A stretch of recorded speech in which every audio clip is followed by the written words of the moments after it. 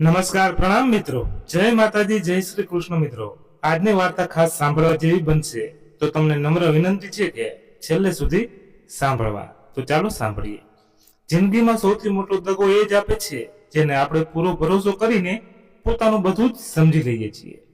એક માં સુશીલા દેવીની જેમણે 45 વર્ષ સુધી બસ પોતાના પરિવાર માટે જીવવાનું શીખ્યું, પરંતુ તેમનો પોતાનો જ દીકરો, તેમની વહુ અને તેમની વહાલી પોતરી તેમનો જીવ લેવા માંગતા હતા.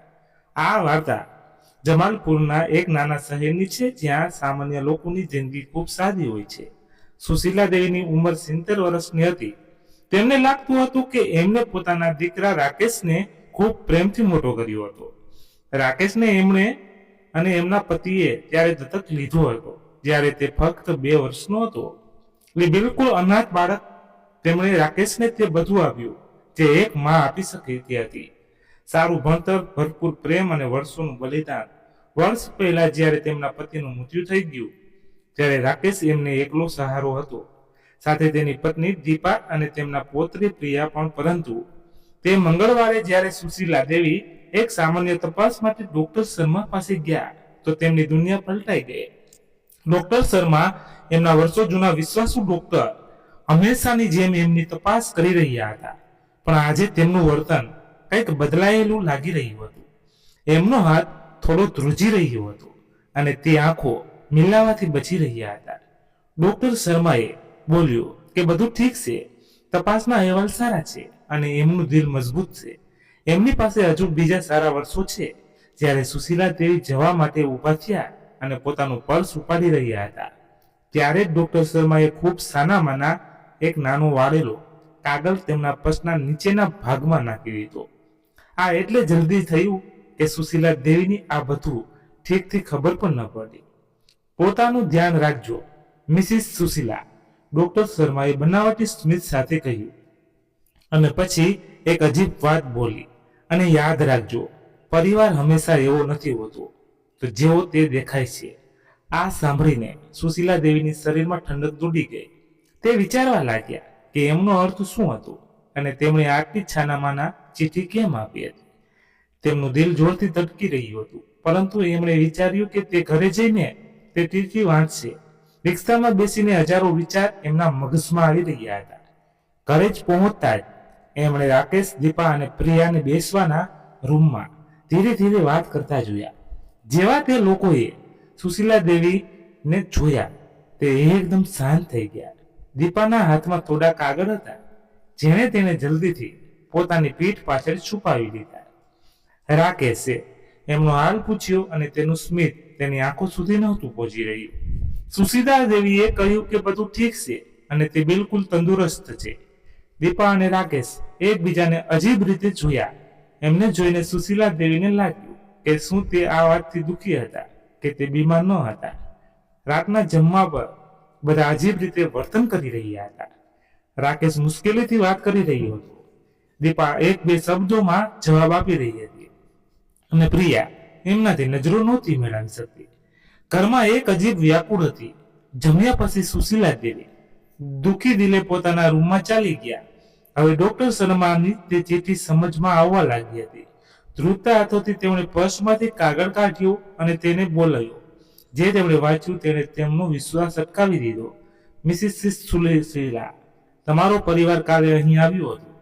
દીપાએ મને તમારી માનસિક હાલત વિશે પૂછ્યું અને કહ્યું કે શું હું આ લખી શકું છું. તમને ખાસ દેખવાની જરૂર છે. તે તમને વૃદ્ધાશ્રમમાં નાખવા માંગે છે. તેમણે તમારા વારસા અને સંપત્તિ વિશે પણ પૂછ્યું. ઘરે ન જતા ભાગો. ડોક્ટર શર્માએ એમના પોતાના જ પરિવાર, તે દીકરો જેને તેમણે આટલા પ્રેમથી ઉછેર્યો, તે વહુ જેને તેમણે પોતાની દીકરી માની, અને પોતરી જે એમની આંખોનો તારો હતી, તે બધા એમની વિરુદ્ધ ષડયંત્ર કરી રહ્યા હતા. એમણે તે અજીબ રીતે જોયું.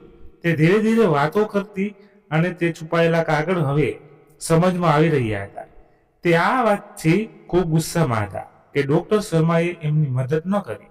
તે રાત્રે સુશીલા દેવી સૂઈ ન શક્યા. રાત્રે 2 વાગ્યે એમણે રસોડામાં અવાજો સાંભળ્યા. તે સાનામાના ઉઠ્યા અને પોતાના રૂમના દરવાજા સુધી સરકતા ગયા. તે રાકેશ, દીપા અને પ્રિયાને ધીરેથી વાત કરતા સાંભળી શકતા હતા. દીપા કહી રહી હતી, તે ગંદો ડોક્ટર સાથ નહીં આપે. મેં તેને કહ્યું કે આ વૃદ્ધ સ્ત્રી પોતાનું મગજ ખોઈ રહી છે. ક્યારેક ક્યારેક તે કોઈને ઓળખતા નથી. ગેસ ખુલ્લો છોડી દે. પરંતુ તે બોલ્યો કે ઠીક છે. રાકેશે જવાબ આપ્યો, શાંત થઈ જા દી. જ્યારે કોઈ બીજા ડોક્ટર શોધી લઈશું ને, જે તે કાગળ પર સહી કરવા માટે તૈયાર હોય. પ્રિયાએ સવાલ કર્યો, પરંતુ ત્યાં સુધી આપણે આમનું શું કરીશું? મેં કોલેજમાં મારી જગ્યા બુક કરી લીધી છે. મને તે પૈસા હમણાં જોઈએ, 5 વર્ષ પછી નહીં, જ્યારે આ વૃદ્ધાસ્થી મરી જશે. સુશીલા દેવી ધ્રુજી રહ્યા હતા. પ્રિયાની વાતો સાંભળીને એમના પગ ડગમગવા લાગ્યા. રાકેશે પ્રિયાને ધમકાવી, તો પણ તેના અવાજમાં કોઈ ભરોસો ન હતો. રાકેશે આગળ કહ્યું કે ઘરની કિંમત લગભગ 40-45 લાખ છે અને એમની પેન્શન અને બચતથી તે દીપા સાથે શાંતિથી રહી શકે છે, જ્યાં સુધી સુશીલા દેવી મરી નથી જતા. દીપાએ એ વગર કોઈ ભાવનાએ વાત પૂરી કરી. તેને ગુસ્સાથી કહ્યું કે તેણે રાકેશ સાથે એટલે લગ્ન નહોતા કર્યા કે તે એક કમજોર વૃદ્ધ સ્ત્રીની દેખભાળ કરે. તેને વિચાર્યું હતું કે રાકેશને જલ્દી વર્ષો મળી જશે, પણ 10 વર્ષ થઈ ગયા અને સુશીલા દેવી હજુ પણ છે અને એમના પૈસા ખર્ચ કરી રહી છે. સુશીલા દેવીના દિલમાં ગુસ્સો ભરાઈ ગયો હતો. મારા પૈસા છે, એમણે અને એમના પતિએ ખૂબ મહેનતથી કમાયા હતા. તે લોકોને પોતાના લાગતા હતા. રાકેશે કહ્યું કે તે બીજા દિવસે વકીલ સાથે વાત કરશે કે વગર ડોક્ટરે સુશીલા દેવીને પાગલ કેવી રીતે જાહેર કરી શકાય છે. દીપાએ છોડ્યું કે જો તે રીતે કામ નહીં કરતી તો તે સુશીલા દેવીની જિંદગી મુશ્કેલ બનાવી દેશે. એમનું ટીવી છીનવી લો, એમના માટે જમવાનું ન બનાવો, એમની સાથે એવું જ વર્તન કરો જેવા તે છે. એકવાર પ્રિયાએ આ વાત પર થોડી નારાજગી બતાવી, પણ જલ્દી જ બોલી દીધું કે તે પણ હવે પ્રેમના દેખાડા કરતા કરતા થાકી ગઈ છે. પ્રિયાએ કહ્યું કે તેના 15મા જન્મદિવસ પર સુશીલા દેવીએ તેને તે ખરાબ લાલ ડ્રેસ અપાવ્યો હતો, જેનાથી બધા મિત્રોએ તેની મજાક ઉડાવી હતી અને ત્યારથી તેણે બદલો લેવાની કસમ ખાધી હતી. દીપાએ સુશીલા દેવી પર આરોપ લગાવ્યો કે તે હંમેશા રાકેશ માટે કરેલા બલિદાનની વાતો કરતી રહે છે, જાણીતી કોઈ દેવી હોય. સચ્ચાઈ એ હતી કે એમણે રાકેશને એટલે દત્તક લીધો હતો કારણ કે તે પોતે બાળક પેદા નહોતી કરી શકતી. એમણે તેમને પોતાની એકલતા ભરવા માટે ઉપયોગ કર્યો. આ સાંભળીને સુશીલા દેવીની દુનિયા વિખેરાઈ ચૂકી હતી. આ તે લોકો હતા જેમના માટે તેમણે દિવસમાં 18 કલાક કામ કર્યું હતું, જેમના માટે તેમણે પોતાના સપના, પોતાની મિત્રતા, પોતાની જિંદગી છોડી દીધી હતી. રાકેશે થાકીને કહ્યું કે એક અઠવાડિયામાં તે સુશીલા દેવી સાથે વાત કરશે અને જણાવી દેશે કે તેમણે તેમના માટે એક ખૂબ સારું ઘરડા ઘર શોધી લીધું છે. જો તે ના પાડે છે તો યોજના બીનો ઉપયોગ થશે. યોજના બી શું હતી? રાકેશે શાંત થઈને કહ્યું કે તે સુશીલા દેવીને સાચી પાગલ બનાવી દેશે. આપણે એમની દવાઓ બદલી દઈશું, આપણે એમની વસ્તુઓ છુપાવી દઈશું, આપણે એમને જણાવીશું કે એમણે તે વસ્તુઓ કરી જે એમણે નથી કરી. 1 મહિનામાં કોઈ પણ ડોક્ટર આ લખી દેશે કે તે માનસિક રીતે બીમાર છે. આ સાંભળીને સુશીલા દેવીને લાગ્યું જાણે એમના પેટમાં કોઈએ મુક્કો માર્યો હોય. તે ફક્ત એમને લૂંટવા નહોતા માંગતા, તેમનું મગજ, એમનું સન્માન, એમની સમજને ખતમ કરવા માંગતા હતા. દીપા ખુશ થઈને બોલી, ઉત્તમ, અને એકવાર જ્યારે તે એમના ઘર એટલે કે સંસ્થામાં ચાલી જશે ને, તો આપણે એમના બધા ખાતાઓ સુધી પહોંચી જઈશું. આપણે ઘર વેચી શકીએ છીએ, એમની પેન્શન લઈ શકીએ છીએ અને બધું જ વગર કોઈ મુશ્કેલીએ કાઢી શકીએ છીએ. રાકેશે હા પાડી અને સૌથી સારી વાત એ છે કે બહારની દુનિયાને આપણે એક ખૂબ ખૂબ સારો પરિવાર દેખાઈશું, જે એક બીમાર નાનીની ખૂબ પ્રેમથી દેખભાળ કરી રહ્યો છે. તે ત્રણેય હસવા લાગ્યા. એમણે સુશીલા દેવીની સાદી પર, એમના પ્રેમ પર હસ્યું. તે પડે સુશીલા દેવીની અંદર કંઈક તૂટી ગયું. આ એમનું દિલ ન હતું, તે તો ડોક્ટરની ચિઠ્ઠી વાંચ્યા પછી તૂટી ચૂક્યું હતું. જે તૂટ્યું ન હતું તે હતું ભલાઈ પર એમનો પૂરો ભરોસો. આ ભરોસો કે પ્રેમ હંમેશા પાછો મળે છે અને આ ભરોસો કે પરિવાર ખૂબ ખાસ હોય છે. દીપાએ કહ્યું કે તે સવારે તેમના બધા કાર્ડની નકલ બનાવી લેશે, જેથી થોડા થોડા ખર્ચ કરી શકાય અને સુશીલા દેવીને ખબર ન પડે. રાકેશે આ પણ ઠીક કહ્યું અને બોલ્યો કે તે બધા આગળ તપાસશે. ક્યાંક ને ક્યાંક વસિયત તો હશે જેને તે બદલી શકે. પ્રિયાએ નવાઈથી પૂછ્યું, બદલીશું કેવી રીતે? રાકેશે સ્મિત કરતા જણાવ્યું કે તે બસ આ બતાવશે કે સુશીલા દેવીએ જ્યારે તે પાગલપણામાંથી હતી બધું તેમના નામે કરી દીધું, કારણ કે તે જ તેમની દેખભાળ કરતા હતા. પ્રિયાએ રાકેશને ખૂબ હોશિયાર કર્યો. તે લોકો સાચા હતા. સુશીલા દેવીનો કોઈ ખાસ મિત્ર ન હતો. તેમના મા બાપ અને ભાઈ બહેન ક્યારેય મરી ચૂક્યા હતા. તે બિલકુલ એકલા હતા અને કમજોર, પરંતુ એમને આ નહોતી ખબર. એમણે ક્યારેય ખબર કરવાનો પ્રયત્ન પણ નહોતો કર્યો કે સુશીલા દેવી પાસે એક રાજ હતું, એક એવું રાજ જે એમની શક્તિનો ભાગ બદલી દેશે. જ્યારે તેમના પતિનું મૃત્યુ થયું હતું તો તેમણે સુશીલા દેવી માટે ફક્ત પ્રેમ અને યાદો જ નહોતી છોડી, એમણે એક મોટો વારસો છોડ્યો હતો જેને સુશીલા દેવીએ વર્ષોથી છુપાવીને રાખ્યો હતો. એક વિદેશી બેંક ખાતામાં લગભગ 22 કરોડ રૂપિયા હતા અને વિદેશીમાં 3 મકાન પણ હતા. તેમણે આ ક્યારેય રાકેશને નહોતું જણાવ્યું, કારણ કે તે ઈચ્છતી હતી કે રાકેશ તેમને પ્રેમ કરે, એમના પૈસા માટે નહીં. પણ હવે એમને સમજાયું કે તે કેટલી મૂર્ખ હતી. રાકેશે તેમને ક્યારેય પ્રેમ ન કર્યો, તે તો બસ એમના પરિવારની મરવાની રાહ જોઈ રહ્યો હતો. રાકેશે કહ્યું કે બીજા દિવસે જ તે આ યોજના શરૂ કરી દેશે અને સુશીલા દેવીની સામે તે પ્રેમ કરવા વાળો પરિવાર જ બનેલો રહેશે. દીપાએ કહ્યું કે તે એક ખૂબ સારી અભિનેત્રી છે અને થોડી વાર વધારે પ્રેમનો દેખાવો કરી શકે છે. એમના ચાલવાનો અવાજ સાંભળીને સુશીલા દેવી ત્યાં જ ઊભી રહી ગઈ. ડોક્ટર શર્માની ચિઠ્ઠી એમના હાથ. ડોક્ટર શર્મા સાચા હતા. એમને ભાગવાનું હતું, પણ એ એક ડરેલા શિકારની જેમ નહીં, પરંતુ એક એવી સ્ત્રીની જેમ ભાગશે જે 45 વર્ષથી ઊંઘમાંથી જાગી હોય. તે ભાગ લખશે જેથી સૌથી સારો બદલો લઈ શકે. સુશીલા દેવીએ તે રાતે વિચારવામાં વિતાવી દીધી. સવારે 5 વાગે જ્યારે બધા સૂઈ રહ્યા હતા, એમણે પોતાની સૌથી નાની સુટકેસ કાઢી અને ફક્ત જરૂરી સામાન રાખ્યો.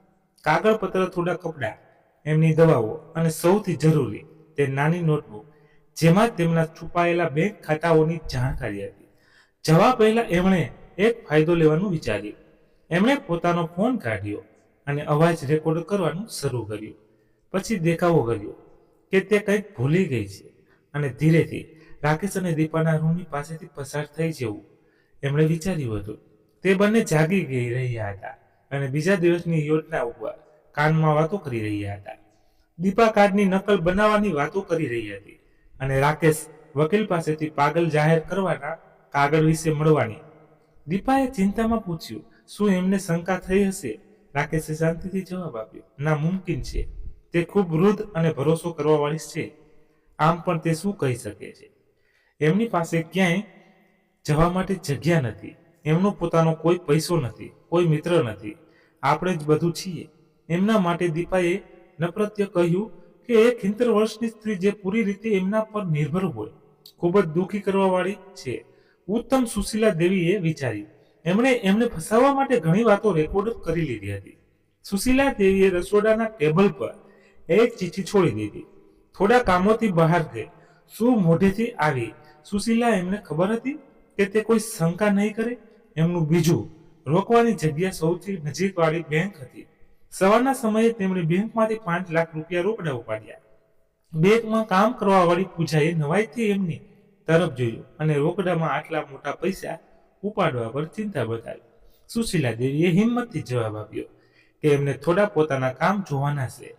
બેંક પછી તે એક ટેક્સી લઈને શહેરની સૌથી શાનદાર હોટલ ધ ગ્રાન્ડ ઇમ્પિરિયલ પહોંચ્યા. એમને એક સુરક્ષિત જગ્યા જોઈતી હતી, જાતે પોતાના બીજા ડગલાની તૈયારી કરી શકે. જ્યારે તેમને પૂછવામાં આવ્યું કે તે કેટલા દિવસ રોકાશે, તો સુશીલા દેવીએ જવાબ આપ્યો કે તે પરિવારના મામલાઓ પર નિર્ભર કરે છે. 1 અઠવાડિયાથી લઈને ઘણા મહિનાઓ સુધી. એમને 10મા માળે એક મોટો રૂમ મળ્યો. મોટા રૂમમાં બેસીને સુશીલા દેવીએ પહેલીવાર પોતાના દુઃખને બહાર આવવા દીધું.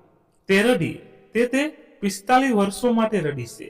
એમણે એક એવા દીકરાને ઉછેરવામાં આપ્યો જેણે એમને ફક્ત તો એક અડચણ સમજ્યા. તે ઇજ્જત માટે રડી જે તેમણે વગર જાણે સહી પર રડ્યા. પછી એમણે પોતાના આંસુ લૂછ્યા અને યોજના બનાવવાનું શરૂ કર્યું. એમણે પોતાની નોટબુક કાઢી અને 3 જરૂરી કામ લખ્યા. પહેલું, વિદેશમાં પોતાને પૈસાની સલાહ આપવા વાળાઓ સાથે વાત કરવી. બીજું, શહેરના સૌથી સારા વકીલને રાખવા. ત્રીજું, એક ખાનગી જાસૂસ શોધવો જે એમના પરિવારની બધી યોજનાઓ અને કામનો રેકોર્ડ બનાવી શકે. બપોરે 2 વાગ્યે આમનો ફોન વાગ્યો. આ રાકેશ હતો. તેના અવાજમાં ચિંતા હતી, પણ તેની પાછળ દીપાનો ગુસ્સો છુપાયેલો હતો. માં, ક્યાં છો? 2 વાગી ગયા, તમે પાછા ન આવ્યા. સુશીલા દેવીએ શાંતિથી જવાબ આપ્યો. હું ઠીક છું દીકરા. મેં વિચાર્યું કે આજે પોતાના માટે એક રજા લઉં. ઘણા વર્ષો થઈ ગયા હતા. રાકેશના અવાજમાં ગુસ્સો હતો. પોતાના માટે રજા? આનો શું અર્થ છે? તમે ક્યાં છો? સુશીલા દેવી અડધું સત્ય બોલ્યું કે તે શહેરના છે અને થોડા જરૂરી કામ કરી રહી છે. માં, તમારા જેવું નથી. તમે હંમેશા અમને જણાવીને જાઓ છો. દીપા દુઃખી છે અને પ્રિયા પણ. અમને ખબર હોવી જોઈએ કે તમે ક્યાં છો. પહેલી વાર સુશીલા દેવી એના અવાજમાં ડર સાંભળ્યો. તે એમની તબિયત માટે ચિંતિત નહોતો. તે ચિંતિત હતો કે તે કાબુ ગુમાવી રહ્યો હતો. સુશીલા દેવીએ એક એવી શાંતિથી જવાબ આપ્યો જેને તેમને પોતે હેરાન કર્યા. તને ખબર છે રાકેશ, મારી ઉંમર 70 વર્ષ છે. મને લાગે છે કે હું એટલી મોટી થઈ ગઈ છું કે ક્યાં જવું છે અને શું કરવું છે આનો નિર્ણય જાતે લઈ શકું. રાકેશ ચૂપ થઈ ગયો અને પછી તેણે પોતાના ચાલનું પહેલું બીજું આપ્યું. માં, તમે મને ડરાવી રહ્યા છો. તમે તમારા જેવા નથી લાગી રહ્યા. શું તમે તમારી દવાઓ લઈ રહ્યા છો? સુશીલા દેવીએ જવાબ આપ્યો. હા, બિલકુલ ઠીક છું દીકરા. હું આજે સુધી આટલી સારી ક્યારેય નહોતી. અને ફોન કાપી નાખ્યો. એમણે તરત પોતાનો ફોન બંધ કરી દીધો. જે સાંજે સુશીલા દેવીએ શહેરની સૌથી સારી કાયદેકીય પેઢી એડવોકેટ ગૌતમ ટોનમાગરી અને એસોસિએટને રાખી. જ્યારે એમણે પોતાની સેવાઓ માટે ઘણા બધા પૈસા આપવાની વાત કરી તો એડવોકેટ ગૌતમે એમનાથી પોતે મળીને વાત કરી.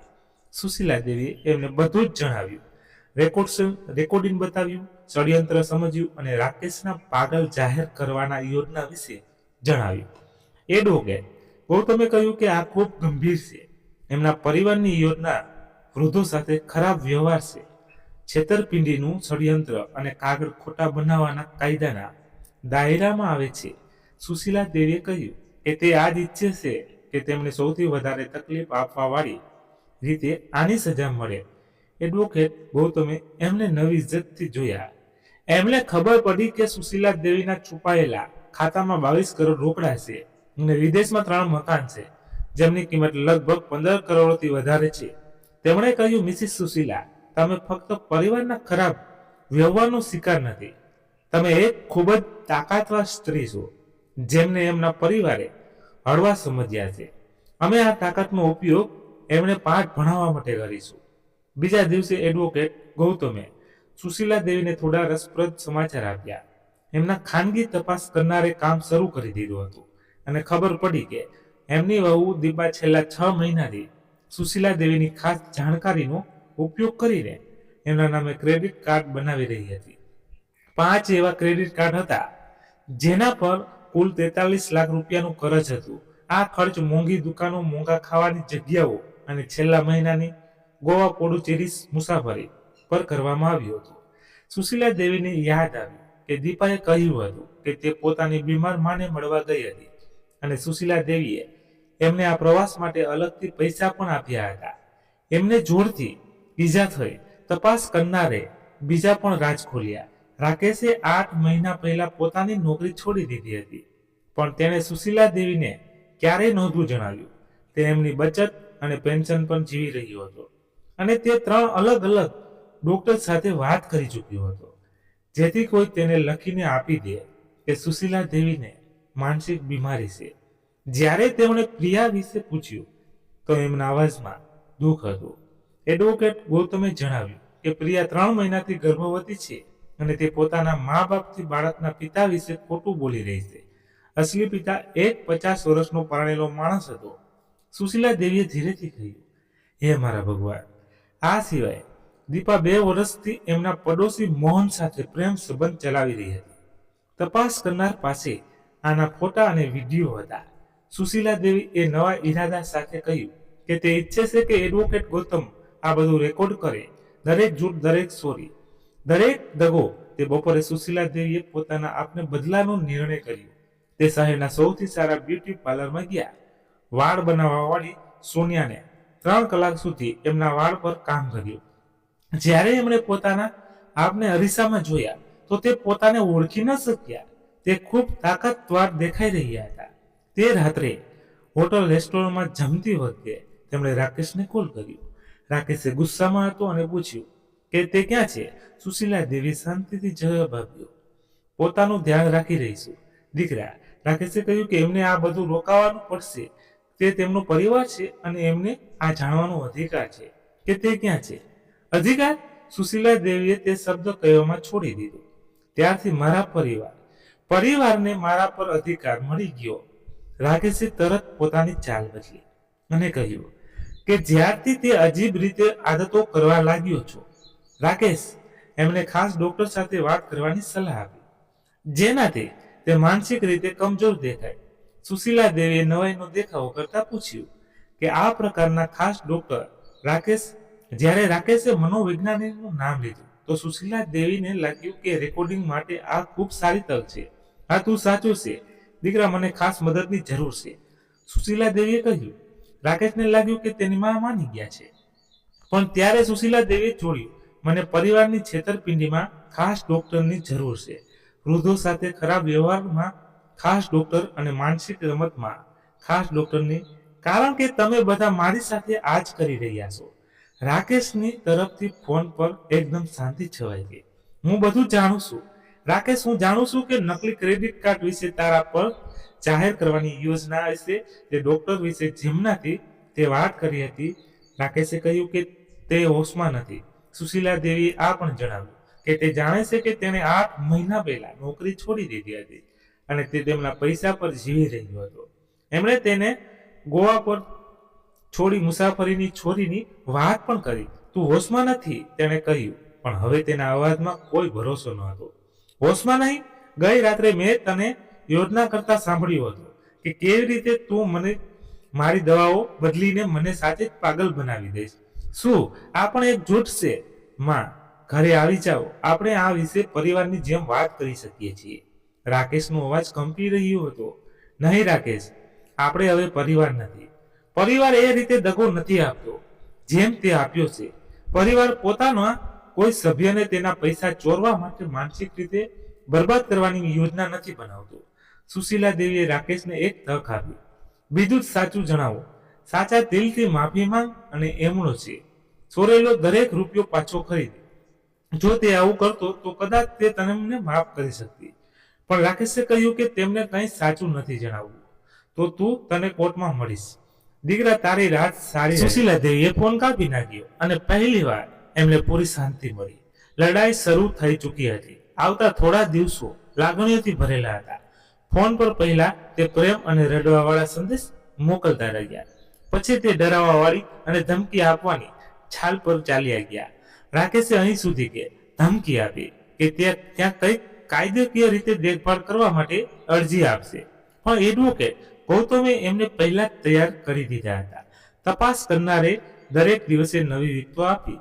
રાકેશ બેંક ગયો અને કહ્યું કે સુશીલા દેવીની અજીબ માનસિક હુમલો પડ્યો છે અને તેને એમના ખાતાઓને થોડા સમય માટે સંભાળવા પડશે. દીપા તો હજુ પણ આગળ નીકળી ગઈ.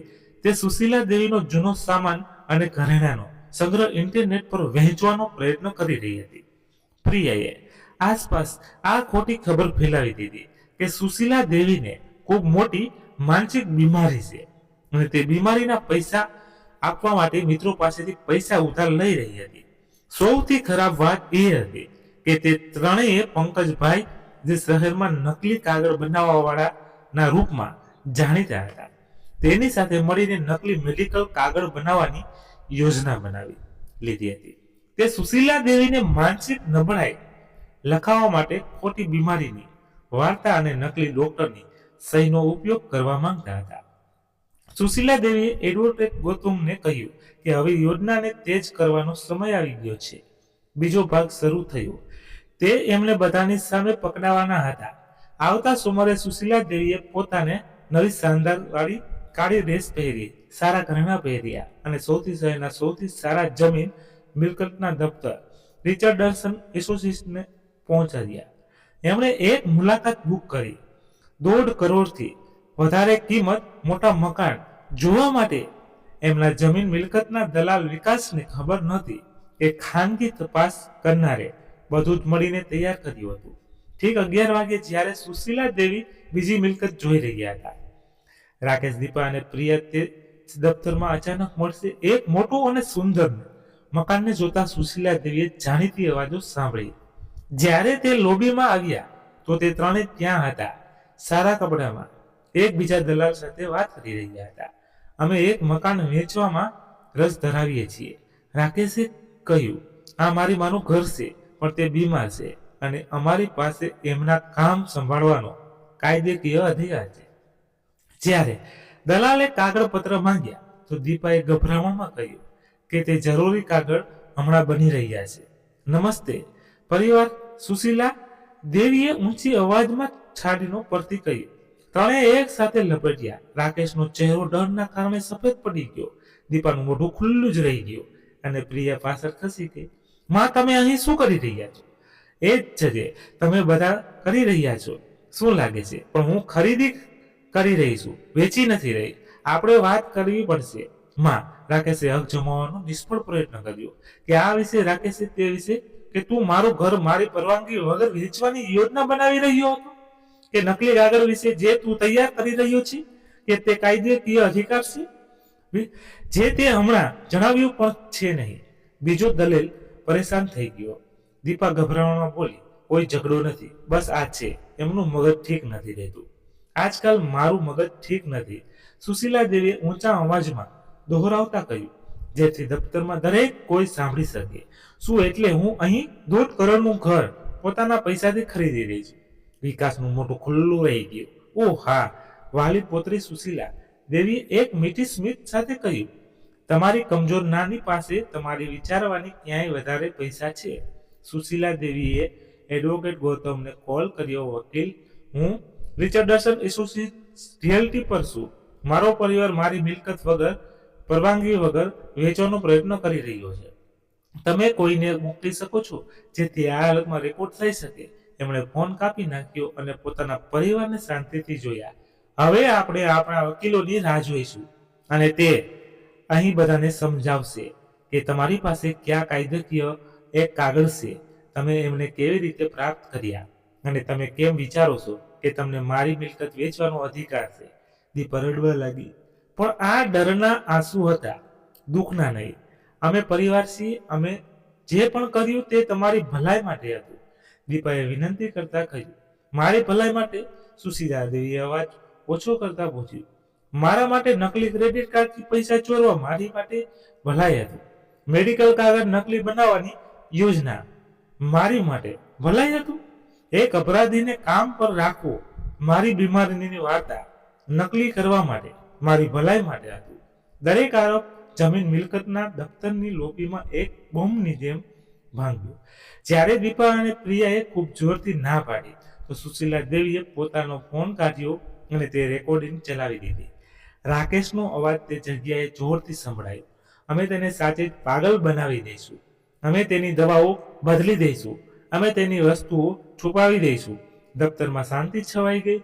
દીપાએ બોમ્બ પાડતા કહ્યું, રેકોર્ડિંગ ખોટી છે, આ શહેરમાં નહીં. સુશીલા દેવીએ શાંતિથી જવાબ આપ્યો. અને જ્યારે આ રેકોર્ડ કરવામાં આવ્યું હોય એક ખોટા કામને રોકવા માટે એની યોજના બનાવવામાં આવી રહી હતી તો બિલકુલ નહીં. તે પણ એડવોકેટ ગૌતમની પેઢીમાંથી 2 વકીલ અને એક સરકારી ગવાહી આપવા વાળો, એટલે કે નોટરી પહોંચવા એમને કાયદેસર રીતે રેકોર્ડિંગ કર્યું કે તે ત્રણેય પાસે સુશીલા દેવી, એમની મિલકત કે એમના પૈસા પર કોઈ કાયદેસર અધિકાર ન હતો.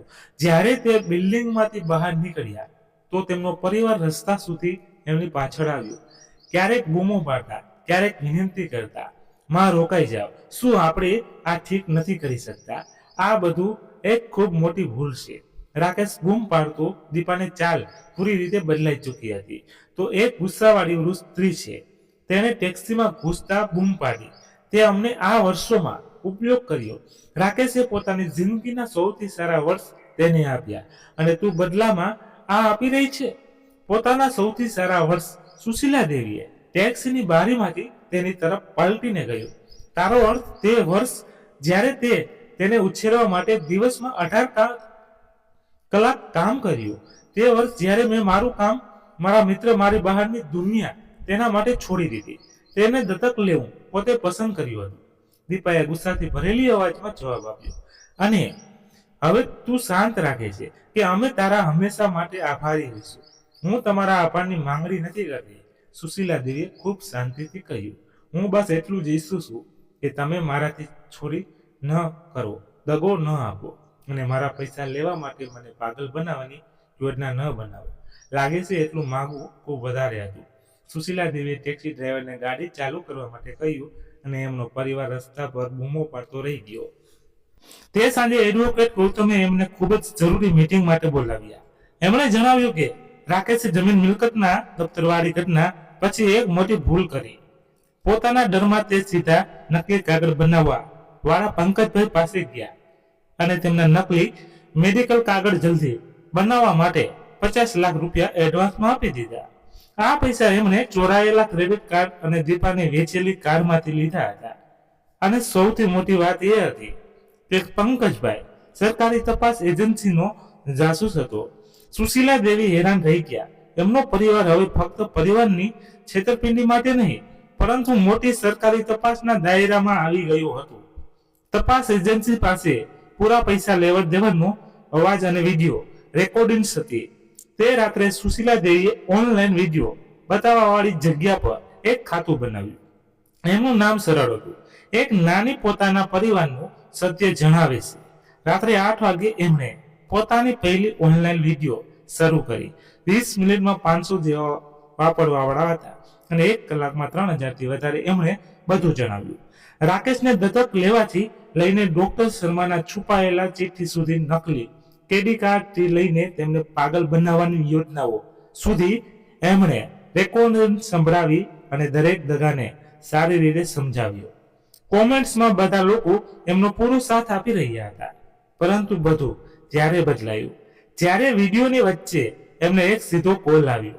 આ પ્રિયા હતી. નાની મહેરબાની કરીને આ વિડીયો બંધ કરી દો. તેમણે વિનંતી કર્યા કહ્યું, તમે અમારી જિંદગી બરબાદ કરી રહ્યા છો. હું તમારી જિંદગી બરબાદ કરી રહી છું, સુશીલા દેવીએ દોહરાવતા કહ્યું, જેથી બધા જોવાવાળા સાંભળી શકે. કે શું તને નથી લાગતું કે તમે બધાએ પહેલા મારી જિંદગી બરબાદ કરી દીધી હતી? પ્રિયાએ કહ્યું કે બધા લોકો એમને જોઈ રહ્યા છે, તેના મિત્ર અને તેના શિક્ષક, અને તે શું વિચારશે કે જો તમે બધા મને મારી મરજી વિરુદ્ધ વૃદ્ધોના ઘરે મોકલી દેતા, આગળ જાહેર કરી દેતા અને મારો બધો પૈસો ચોરી લેતા, તો મને કેવું લાગતું? પ્રિયાનો વ્રત તૂટી ગયો. નાની, મને કોલેજ માટે અને બીજી વસ્તુઓ માટે પૈસા જોઈએ તો શું વિચારતી હતી? પ્રિયા, કે હું તારી ખાનગી બેંક છું?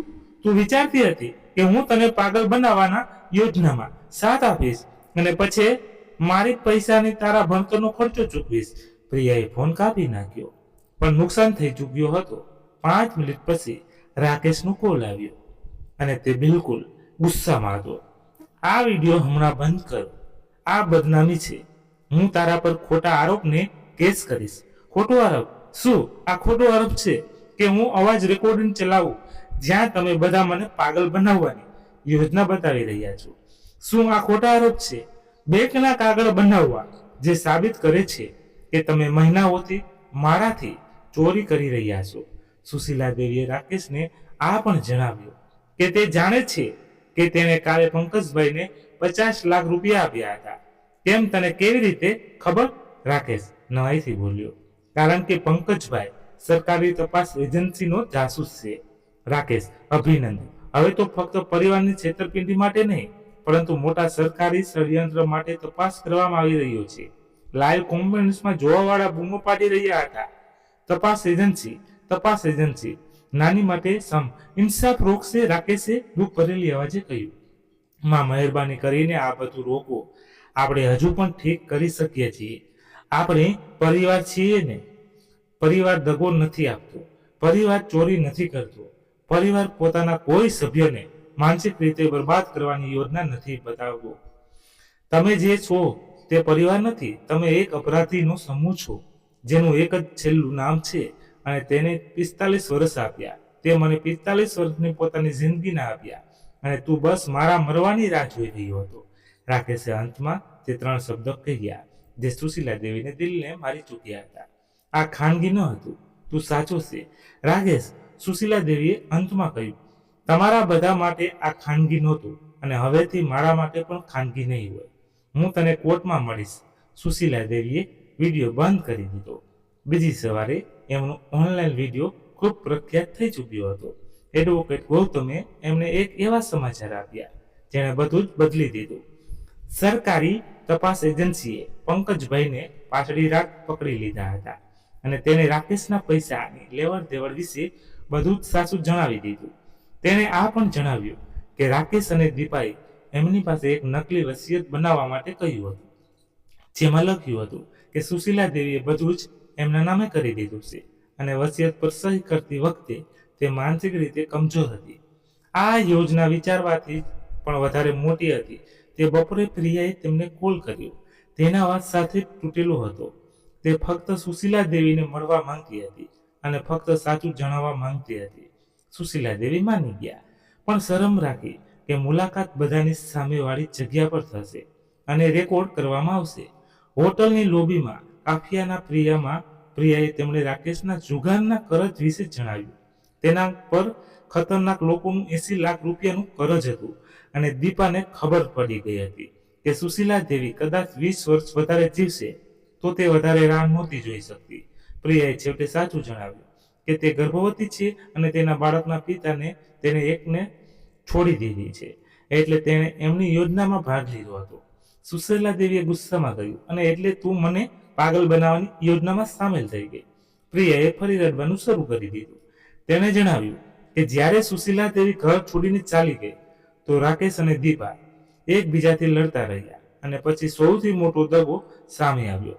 રાકેશે કહ્યું હતું કે જો બધું ખોટું થાય છે તો તે પ્રિયા પર ચોરીનો આરોપ લગાવી દેશે કે તે નશો ખરીદવા માટે પૈસા જોઈતા હોવાનો દેખાવો કરી રહી હતી. પ્રિયાએ કહ્યું કે તે બલીનો બકરો બનવાથી ડરી ગઈ હતી. નાની, જો તમે મોં અને ડેટ વિરુદ્ધ ગવાહી આપશો ને તો હું પણ સાચું જણાવીશ. બધું જ સુશીલા દેવીએ સારી રીતે તેની તરફ જોયું. પ્રિયા પાસે એમની લડાઈઓની રેકોર્ડિંગ્સ હતી. દીપાના ઘરેણાં વેચવાની વિડીયો હતી. પ્રિયાએ સુશીલા દેવીને કહ્યું કે જો તે આ કરે છે તો તેની જિંદગી હંમેશા માટે બદલાઈ જશે અને તેનો સંબંધ પોતાના મા બાપથી પૂરો થઈ જશે. મારો સંબંધ એમનાથી પહેલા જ પૂરો થઈ ચૂક્યો છે. નાની, તેણે જવાબ આપ્યો. તેના બદલામાં ફક્ત એટલું માંગ્યું કે સુશીલા દેવી તેને શાળા પૂરી કરવામાં અને તેની પ્રેગ્નન્સીના વિશે સાચો નિર્ણય લેવામાં મદદ કરે. અને સૌથી જરૂરી તે ઇચ્છતી હતી કે સુશીલા દેવી તેને એક મજબૂત સ્ત્રી બનતા શીખવે. સુશીલા દેવીને પહેલીવાર પોતાની પોતરી સાથે જૂનો લગાવ અનુભવ થયો. પ્રિયા, જો તું આવું કરીશ તો તું મને ઈચ્છા અપવવામાં મદદ કરીશ, તો હું તને ફક્ત ભણતરને મુશ્કેલ હાલતમાં મદદ નહીં કરું. સુશીલા દેવીએ કહ્યું, હું તને ખૂબ જ કિંમતી વસ્તુ શીખવીશ. હું તને શીખવીશ કે સાચો પરિવાર લોહીથી નહીં પરંતુ વફાદારીથી, ઇજ્જત અને સાચા પ્રેમથી બને છે. એમણે હાથ મિલાવ્યા. 3 અઠવાડિયા પછી કોર્ટમાં સુનાવણીનો દિવસ આવ્યો. કોર્ટનો ઓરડો ભરેલો હતો. સુશીલા દેવી પોતાના સૌથી શાનદાર કાળા સૂટમાં હતી અને એમની સાથે પ્રિયા હતી. જ્યારે રાકેશ અને દીપાએ આરોપીઓની જગ્યા પર જોયા તો તે ઓળખાઈ ન રહ્યા. પરેશાનીઓ એમના હાલ ખરાબ કરી દીધો. સૌથી હેરાન કરવા વાળી પણ ત્યારે આવી જ્યારે પ્રિયા સરકારી ગવાહી આપવા વાળી ના રૂપમાં ઊભી થઈ ગઈ. તેણે મજબૂત અને સાફ અવાજમાં દરેક વાતચીત, દરેક યોજના, દરેક દગાને જણાવ્યો. ફેસલો સાંભળવા વાળાઓમાં ઘણા લોકોની આંખોમાં આંસુઓ હતા. વકીલે પ્રિયાને ખોટી સાબિત કરવાનો પ્રયત્ન કર્યો, આ કહીને કે તે પૈસા લેવા માટે ખોટું બોલી રહી છે. મારી નાનીએ મારી ગવાહીના બદલામાં મારાથી પૈસાનું વચન નથી કર્યું. પ્રિયાએ ઇજ્જતથી જવાબ આપ્યો. એમણે મારો સાથ આપવાનું વચન આપ્યું કારણ કે છેવટે મારી પાસે જ કામ કરવાની હિંમત હતી. બંનેમાં ખૂબ મોટો ફરક છે. જ્યારે સુશીલા દેવીનો વારો આવ્યો તો તેમણે પોતાની જગ્યા લીધી. સરકારી વકીલે પૂછ્યું કે તેમને કેવું લાગ્યું. જ્યારે તેમને પરિવારની યોજનાઓની ખબર પડી, મને લાગ્યું જાણે હું 45 વર્ષથી એક જૂથમાં જીવી રહી હતી. એમણે રાકેશ તરફ જોતા કહ્યું, એમણે મને આઝાદ કરી દીધી છે. જૂથથી આઝાદ માનશે, હેરાફેરીથી આઝાદ અને લોકોથી પ્રેમ કરવાની જવાબદારીથી આઝાદ. તેમણે ક્યારેય મારાથી સાચો પ્રેમ નથી કર્યો. વકીલે તેમને એક બદલો લેવાવાળી અમીર સ્ત્રી બનવાનો પ્રયત્ન કર્યો. એમને પૂછ્યું કે શું આ સાચું નથી કે એમની પાસે કરોડો રૂપિયા છે જેના વિશે એમના પરિવારને ખબર નહોતી? આ સાચું છે કે મારી પાસે એવી સંપત્તિ છે જેનાથી તેઓ જાણતા હતા. સુશીલા દેવીએ માન્યું, પરંતુ તે સંપત્તિ મને પાગલ બનાવવામાં, મારી ઓળખ ચોરવા કે કાયદાકીય કાગળ નકલી બનાવવાના ષડયંત્રને સાચું સાબિત નથી કરતા. સુનાવણી 5 દિવસ ચાલી.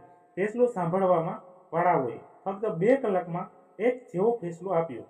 દરેક આરોપમાં દોષી રાકેશને ષડયંત્ર, છેતરપિંડી અને વૃદ્ધો સાથે ખરાબ વ્યવહાર માટે 12 વર્ષની જેલ મળી. દીપાને પણ આ જ આરોપ પર અને કરજમાં છેતરપિંડી માટે 10 વર્ષની જેલ મળી. કોર્ટમાંથી નીકળતી વખતે એક સમાચાર આપવાવાળાએ સુશીલા દેવીને પૂછ્યું કે શું એમને લાગે છે કે ઇન્સાફ મળી ગયો? મને લાગે છે કે કાયદાકીય ઇન્સાફ મળી ગયો છે, એમણે જવાબ આપ્યો, પરંતુ અસલી ઇન્સાફ તો એ હતો કે મેં પોતાને ઓળખી આના પહેલા કે પોતાની બાકીની જિંદગી જીવવામાં ખૂબ મોડું થઈ જાય. 6 મહિના પછી સુશીલા દેવીએ શહેરની બહાર એક નાનું પણ સુંદર ઘર ખરીદ્યું. પ્રિયાએ સારા માર્ક્સ સાથે શાળા પૂરી કરી અને કાયદાનું ભણતર કરી રહી છે. નાની, શું તમને ક્યારેય દુઃખ થાય છે કે તમને ડેડીને દત્તક લીધા?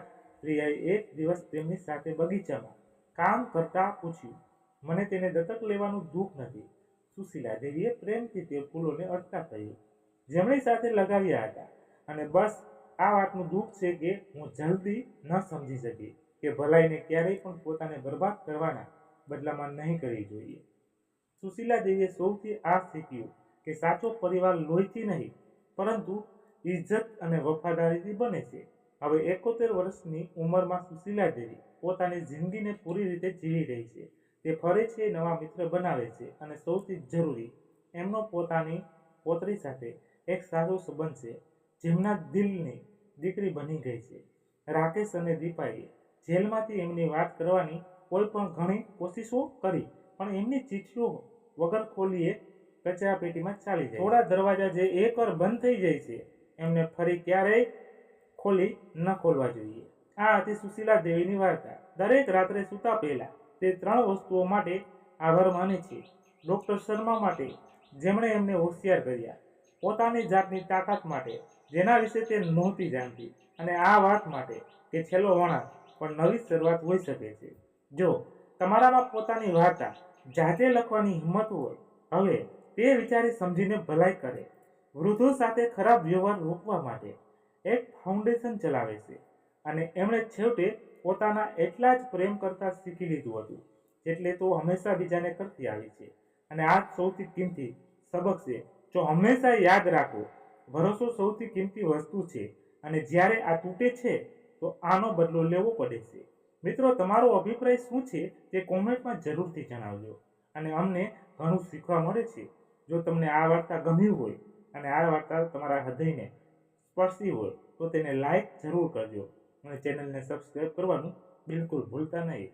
સાથે સાથે આ વાર્તાને વધારેમાં વધારે લોકો સુધી શેર કરજો, જેથી આ વાર્તા કોઈ બીજા પણ સાંભળવાનો આનંદ મેળવી શકે. જતાં જતાં કોમેન્ટ્સમાં તમારા શહેરનું નામ જરૂર લખજો.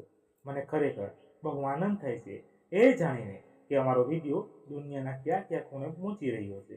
તો એકવાર જરૂર કરજો. ધન્યવાદ. ફરી મળીએ નવી વાર્તા સાથે. ત્યાં સુધી તમારા મિત્રો સાથે, પરિવાર સાથે મસ્ત રહો, તંદુરસ્ત રહો. જય માતાજી, જય દ્વારકાધીશ. હર હર મહાદેવ, મહાદેવ, મહાદેવ. જય શ્રી રામ, જય બજરંગ બલી.